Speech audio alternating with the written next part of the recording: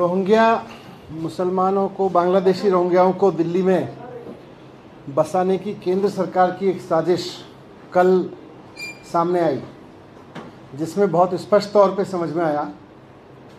क्योंकि कल सुबह मैंने पहले अखबार में एक रिपोर्ट देखी कि केंद्र सरकार रोहिंग्याओं को यहाँ पर एनडीएमसी के बनाए हुए फ्लैट देने जा रही है। उसके थोड़ी देर बाद केंद्रीय शहरी आवास मंत्री हरदीप सिंह पुरी जी का ट्वीट देखे जिसमें उन्होंने उस पूरे डिसीजन को बहुत तारीफ़ करते हुए पूरा क्रेडिट लिया कि हमारी सरकार बहुत अच्छा काम कर रही है, केंद्र सरकार। उसके बाद जब मीडिया में ये पूरा मसला उठा तो भारतीय जनता पार्टी भी बैकफुट पे आई और केंद्र सरकार भी बैकफुट पे आई। लेकिन मैंने इस बीच अधिकारियों से पता किया, क्योंकि मेरी भी नॉलेज में नहीं था इस तरह का कोई डिसीजन हो रहा है। मुझे भी आश्चर्यजनक लगा कि दिल्ली में रोहिंग्याओं को फ्लैट दिए जाने की योजना बन गई।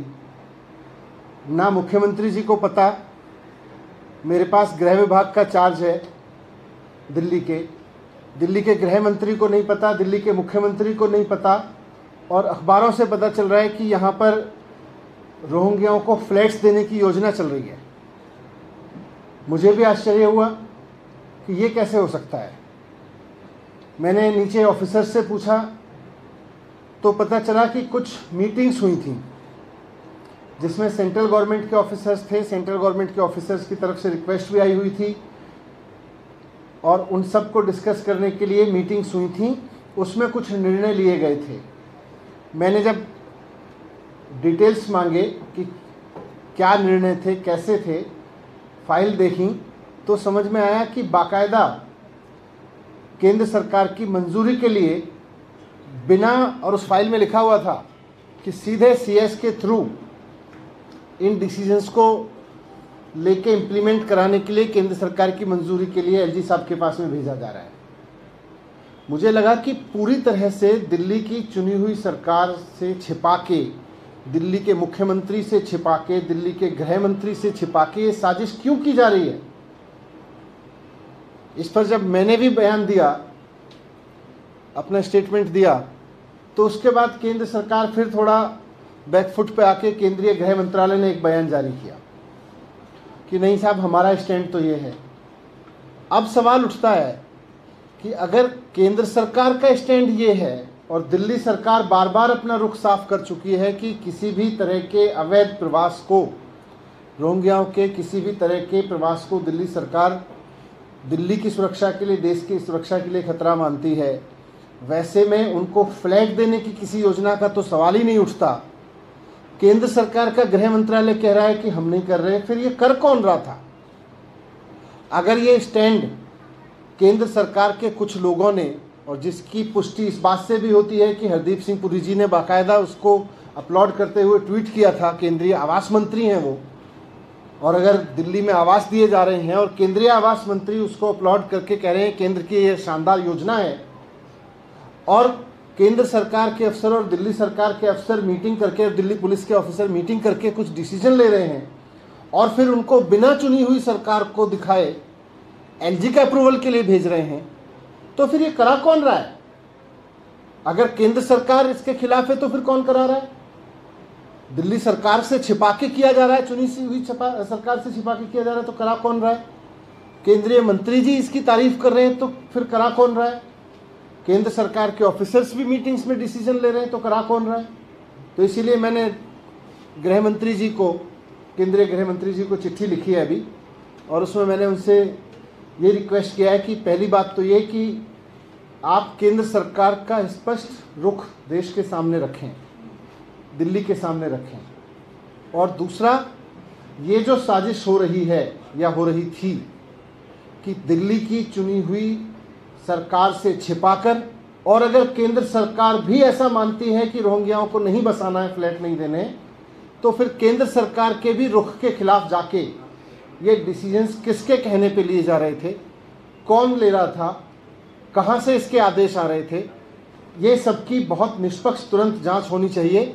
और जो भी लोग अगर केंद्र सरकार के रुख के खिलाफ जा रहे थे तो केंद्र सरकार के रुख के खिलाफ, और दिल्ली की सरकार से चुनी हुई सरकार से छिपा के डिसीजन लेना चाह रहे थे, तो उनके खिलाफ सख्त कार्रवाई होनी चाहिए। ये मैंने केंद्रीय गृह मंत्री जी को अभी चिट्ठी लिखी है। मनीष जी, डिविजनल कमिश्नर ने ये तैयार किया था, प्रस्ताव किया था कि उनको यहाँ से शिफ्ट करके और पथरवाला में रखा जाए, और चीफ सेक्रेटरी ने उसको पास किया। उससे पहले ये एसडीएम के लेवल पे भी ये तैयार हुआ था कि उनका क्या विकल्प है, कहाँ पे रखा जाए। इस पूरी प्रक्रिया में कहीं से भी दिल्ली सरकार को लूप में नहीं। मैं इसलिए बोल रहा हूँ कि फिर दिल्ली सरकार दिल्ली के मंत्रियों से नहीं पूछ रहे, मुख्यमंत्री से डिस्कस नहीं कर रहे, अचानक कोई एफआरआरओ की चिट्ठी आती है, उसके बेस पे एनडीएमसी को लिख देते हैं। फिर एक केंद्र के मंत्री जी कहते हैं, आवास मंत्री हैं जो कि हाँ बहुत बढ़िया है, फ्लैट दिए, आवास दिए जा रहे हैं, हम अपने तारीफ करते हैं सरकार की। फिर जब हम कहते हैं भाई चुनी हुई सरकार को तो पता ही नहीं है, पूछ ही नहीं रहे, फिर गृह मंत्रालय कहता है हमें भी नहीं पता या हम ऐसा नहीं चाह रहे। तो फिर ये साजिश क्या हुई है, किसने की है और किसके कहने पे की है, कौन लोग ये डिसीजन ले रहे थे, क्यों ले रहे थे? दिल्ली गवर्नमेंट के जो होम डिपार्टमेंट के सेक्रेटरी हैं उनके वो भी लूप में थे, वो भी आप। मैं वही पूछ रहा हूँ ना कि जब केंद्र सरकार भी कह रही है, अगर केंद्र सरकार का ये रुख है, पहले तो केंद्र सरकार अपना रुख स्पष्ट करे, और फिर मैं तो स्पष्ट रूप से लिख के दे रहा हूँ। सर, आप ये जो फ्लैट वाली योजना है इसके विरोध में है या फिर ये रोहिंग्या ही दिल्ली में नहीं होने चाहिए, आप इसके विरोध में है? नीति और विचारधारा क्या है? नीति और विचारधारा इस रूप में स्पष्ट है कि रोहिंग्याओं को किसी भी तरह के स्थायी निवास के लिए, क्योंकि अगर कोई भी इलीगल माइग्रेंट है या इलीगल ऑक्यूपेंट है और वो देश की नीतियों के खिलाफ देश में रह रहा है, तो उसके खिलाफ तो केंद्र सरकार को एक्शन लेना चाहिए। लेकिन वो जमीन किसकी है, वहाँ फैसिलिटीज कौन प्रोवाइड कर रहा है, क्या दिल्ली गवर्नमेंट 7 लाख रुपए महीना उस पर खर्च कर रही है? ये तो दिल्ली पुलिस बताएगी ना कहाँ रह रहे हैं, ये केंद्र सरकार बताए कहाँ छिपा कर।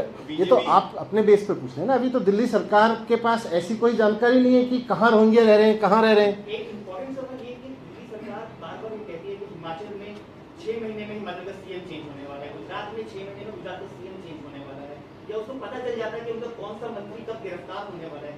उसके इतनी सारी नॉलेज होती है, इंटेलिजेंस की सब कुछ इनपुट होते हैं, लेकिन इसके बारे में डेप्यूटी सेक्रेटरी होम से लेके एसीएस होम तक, डीएम से लेके, यही तो मेरे लिए भी है। ऐसी इंटेलिजेंस के मामले में एकदम से फेल रही है। मैं वही कह रहा हूँ कि ऐसी चीजें पता चल जाती हैं, और ये इतना सीक्रेटली किया जा रहा था, तो क्या साजिश है ये, इसकी जांच होनी चाहिए। जम्मू कश्मीर में नॉन कश्मीरी भी वोट डाल पाएंगे? सर, रोहिंग्या पे एक सवाल है।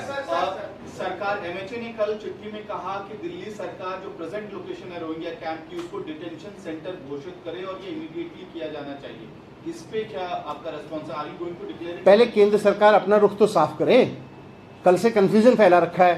एक मंत्री जी कह रहे हैं कुछ, एक मंत्री जी कह रहे हैं कुछ, नीचे अफसरों से कुछ करवा रहे हैं। पहले केंद्र सरकार इसकी पूरी जांच कराए, उसके बाद में ये कैंप, कौन सा कैंप चलेगा कौन सा नहीं चलेगा, ये तो सब पुलिस के निर्णय है। यही तो हम पूछ रहे हैं। सर, बीजेपी कॉन्फ्रेंस कर रही है, आज भी करा है। उन्होंने कहा कि उनको बिजली, पानी, तमाम सुविधाएं जो है वो दिल्ली सरकार मुहैया करा रही है और दिल्ली सरकार ही सब कुछ करवा रही है। उस पर आपका क्या? तो बताए ना कहाँ कहाँ रोहिंग्या हैं, क्यों रख रखे हैं, केंद्र सरकार ने क्यों रखे हुए हैं, बीजेपी ने क्यों छिपा रखे हैं, किसने छिपा रखे हैं, और फिर पीछे से मीटिंग करा रहे हैं, क्यों करा रहे हैं?